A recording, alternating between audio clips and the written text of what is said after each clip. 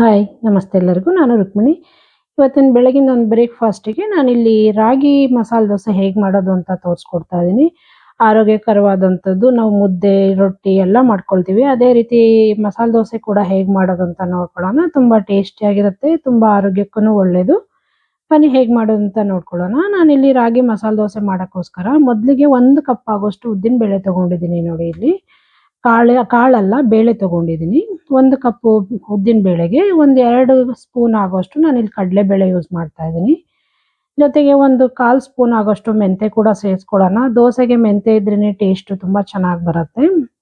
ಈ ಮೂರನ್ನು ಚೆನ್ನಾಗಿ ನೀರು ಹಾಕಿ ಒಂದು 5-6 ಸಲ ತೊಳ್ಕೊಬೇಕು. ಚೆನ್ನಾಗಿ ತೊಳ್ಕೊಂಡು ಇದನ್ನು ಒಂದು 4 ಅವರ್ ನೆನೆಯಕ್ಕೆ ಇಟ್ಬಿಡ್ತೀನಿ. 4 ಅವರ್ ಅಂತೂ ನೆನಿಲೇಬೇಕು. ಆಗಲೇ ಚೆನ್ನಾಗಿ ನೆನೆಯುತ್ತೆ ಅದು. ಈಗ 4 ಅವರ್ ಆಗಿದೆ ನೋಡಿ, ತೆಗೆದು ತೋರಿಸ್ತಾ ಇದ್ದೀನಿ. ಬೇಳೆ ಕೂಡ ಚೆನ್ನಾಗಿ ನೆಂದಿದೆ ನೋಡಿ. ಒಂದು 5-6 ಸಲ ತೊಳ್ಕೊಂಡಿದ್ದೀನಿ ನೀಟಾಗಿ. ಸ್ವಲ್ಪನೂ ಅದರಲ್ಲಿ ಗಲೀಜಿಲ್ಲ, ಪೌಡ್ರ್ ಏನೂ ಇಲ್ಲ ನೋಡಿ. ಚೆನ್ನಾಗಿ ನೆಂದಿದೆ ಕೂಡ ಇದು. ಇವಾಗ ಇದನ್ನ ನೀರೆಲ್ಲ ಶೋಧಿಸ್ಕೊಂಡು ಒಂದು ಮಿಕ್ಸಿ ಜಾರಿಗೆ ಇದನ್ನ ಸೇರಿಸ್ಕೊಳ್ತೀನಿ. ಇದನ್ನ ಸಣ್ಣಕ್ಕೆ ರುಬ್ಕೋಬೇಕಾಗತ್ತೆ. ಹಾಗಾಗಿ ಒಂದು ಮಿಕ್ಸಿ ಜಾರಿಗೆ ಇದನ್ನ ಸೇರಿಸ್ಕೊಳ್ಳೋಣ, ಸಣ್ಣಕ್ಕೆ ರುಬ್ಕೋಬೇಕಾಗಿರೋದ್ರಿಂದ. ಇದ್ರ ಜೊತೆಗೆ ನಾನು ಒಂದು ಅರ್ಧ ಕಪ್ ಆಗೋಷ್ಟು ಅನ್ನ ಸೇರಿಸ್ಕೊಳ್ತಾ ಇದ್ದೀನಿ. ಇಲ್ಲಿ ಆಪ್ಷನಲ್ಲು, ಅನ್ನ ಬೇಡ ಅನ್ನೋರು ಅವಲಕ್ಕಿ ಕೂಡ ಒಂದು 10 ನಿಮಿಷ ನೆನೆಸಿ ಇದ್ರ ಜೊತೆಗೆ ಸೇರಿಸ್ಕೊಬಹುದು. ಅದು ಕೂಡ ಚೆನ್ನಾಗಿರುತ್ತೆ. ನಾನು ಅನ್ನ ಯೂಸ್ ಮಾಡ್ತಾ ಇದ್ದೀನಿ. ಇದಕ್ಕೆ ಸ್ವಲ್ಪ ನೀರು ಕೂಡ ಸೇರಿಸ್ಕೊಂಡು ತುಂಬ ಸಣ್ಣ ಅಂದರೆ ತುಂಬ ಸಣ್ಣ ರುಬ್ಕೋಬೇಕಾಗತ್ತೆ. ಇದನ್ನು ತುಂಬ ಸಣ್ಣಕ್ಕೆ ರುಬ್ಕೋಬೇಕು ಉದ್ದಿನಬೇಳೆ. ಆವಾಗ ದೋಸೆ ಕೂಡ ತುಂಬಾ ಚೆನ್ನಾಗಿ ಬರುತ್ತೆ ನೋಡಿ. ತೆಗೆದು ತೋರಿಸ್ತಾ ಇದ್ದೀನಿ. ಇಷ್ಟು ಸಣ್ಣ ರುಬ್ಕೊಂಡಿದ್ದೀನಿ ನಾನು. ಇವಾಗ ಇದನ್ನು ತೆಗೆದು ಒಂದು ಪಾತ್ರೆಗೆ ಹಾಕ್ಕೊಳ್ಳೋಣ. ನೀಟಾಗೆಲ್ಲ ತೆಗೆದು ಹಾಕ್ಕೊಂಡು ಇದೇ ಜಾರಿಗೆ ನಾನಿಲ್ಲಿ ಸೈಡಿಗೆ ಎತ್ತಿಟ್ಕೊಂಡು ಇದೇ ಜಾರಿಗೆ ನಾನಿಲ್ಲಿ 2 ಕಪ್ ಆಗೋಷ್ಟು ರಾಗಿ ಹಿಟ್ಟು ತಗೊಳ್ತಾ ಇದ್ದೀನಿ ನೋಡಿ. ನಾರ್ಮಲ್ ಆಗಿ ನಾವು ಮುದ್ದೆ ಮಾಡೋಕ್ಕೆಲ್ಲ ಮನೇಲಿ ಯೂಸ್ ಮಾಡ್ತೀವಲ್ಲ, ಅದೇ ರಾಗಿ ಹಿಟ್ಟು 2 ಕಪ್ ಯೂಸ್ ಮಾಡ್ತಾ ಇದ್ದೀನಿ ಇಲ್ಲಿ. 1 ಕಪ್ ಆಗೋಷ್ಟು ಉದ್ದಿನಬೇಳೆ ಯೂಸ್ ಮಾಡಿದ್ದೀನಿ. ಅದಕ್ಕೆ 2 ಕಪ್ ಆಗೋಷ್ಟು ರಾಗಿ ಹಿಟ್ಟು ಕೂಡ ಯೂಸ್ ಮಾಡಿ ನೀರು ಎಷ್ಟು ಬೇಕೋ ಅಷ್ಟು ಹಾಕ್ಕೊಂಡು ಇದು ಕೂಡ ಒಂದು 2ರಿಂದ 3 ನಿಮಿಷ ರುಬ್ಕೊಂಡ್ರೆ ಸಾಕು. ಹಿಟ್ಟಾಗಿರೋದ್ರಿಂದ ಇದು ಬೇಗನೆ ಸಣ್ಣ ಇರುತ್ತೆ, ಬೇಗನೆ ಇದಾಗತ್ತೆ. ಹಾಗಾಗಿ ಒಂದು 2 ನಿಮಿಷ ರುಬ್ಕೊಂಡ್ರೆ ಸಾಕು ನೋಡಿ. ರುಬ್ಕೊಂಡಿದ್ದೀನಿ ನೀರು ಹಾಕಿ. ಇವಾಗ ಇದನ್ನ ನಾವು ಉದ್ದಿನಬೇಳೆ ಹಿಟ್ಟು ಹಾಕ್ಕೊಂಡಿದ್ವಲ್ಲ, ಅದೇ ಪಾತ್ರೆಗೆ ಇದನ್ನು ಕೂಡ ಸೇರಿಸ್ಕೊಳ್ಳೋಣ ನೋಡಿ. ಇದು ಕೂಡ ಸೇರಿಸ್ಕೊಂಡಿದ್ದಾಗಿದೆ. ಇವಾಗ ಇದೆರಡನ್ನು ಚೆನ್ನಾಗಿ ಮಿಕ್ಸ್ ಮಾಡ್ಕೊಳ್ಳೋಣ. ಒಂದಕ್ಕೊಂದು ಹೊಂದ್ಕೋಬೇಕು. ಆ ರೀತಿ ಒಂದು 2ರಿಂದ 3 ನಿಮಿಷ ಚೆನ್ನಾಗಿ ಮಿಕ್ಸ್ ಮಾಡ್ಕೋಬೇಕು. ಇದನ್ನ ನಾವು ಈ ರೀತಿ ಮಾಡೋದ್ರಿಂದ ಆರೋಗ್ಯಕ್ಕೂ ತುಂಬಾನೇ ಒಳ್ಳೇದು. ಕೆಲವರಂತೂ ರಾಗಿ ಮುದ್ದೆ, ರೊಟ್ಟಿ ಏನು ಇಷ್ಟಪಡದೇ ಇರೋರು ಈ ರೀತಿ ದೋಸೆ ಮಾಡ್ಕೊಂಡು ತಿನ್ಬೋದು ನೋಡಿ. ಚೆನ್ನಾಗಿ ಮಿಕ್ಸ್ ಮಾಡ್ಕೊಂಡಿದ್ದೀನಿ ಕೂಡ. ಇವಾಗ ಇದನ್ನ ಚೆನ್ನಾಗಿ ಎತ್ತಿಟ್ಬಿಡೋಣ. ಇದನ್ನ ಒಂದು ಓವರ್ ನೈಟ್ ಮುಚ್ಚಿಟ್ಬಿಡ್ತೀನಿ. ನಾನಿಲ್ಲಿ ಸೋಡಾ ಏನು ಯೂಸ್ ಮಾಡ್ತಾ ಇಲ್ಲ, ಡೈರೆಕ್ಟ್ ಹಾಗೆ ಮಾಡ್ತಾ ಇದ್ದೀನಿ. ಓವರ್ ನೈಟ್ ನೆನೆಸಿ ತಗೊಂಡಿದ್ದೀನಿ ನೋಡಿ. ಎಷ್ಟು ಚೆನ್ನಾಗಿ ಉಬ್ಬಿ ಬಂದಿದೆ ಹಿಟ್ಟು ಕೂಡ ನೋಡಿ. ಈ ರೀತಿ ಉಬ್ಬಿ ಬರಬೇಕು. ನಾನು ಸೋಡಾ ಏನು ಯೂಸ್ ಮಾಡಿಲ್ಲ, ಮತ್ತೆ ಹೇಳ್ತಾ ಇದ್ದೀನಿ.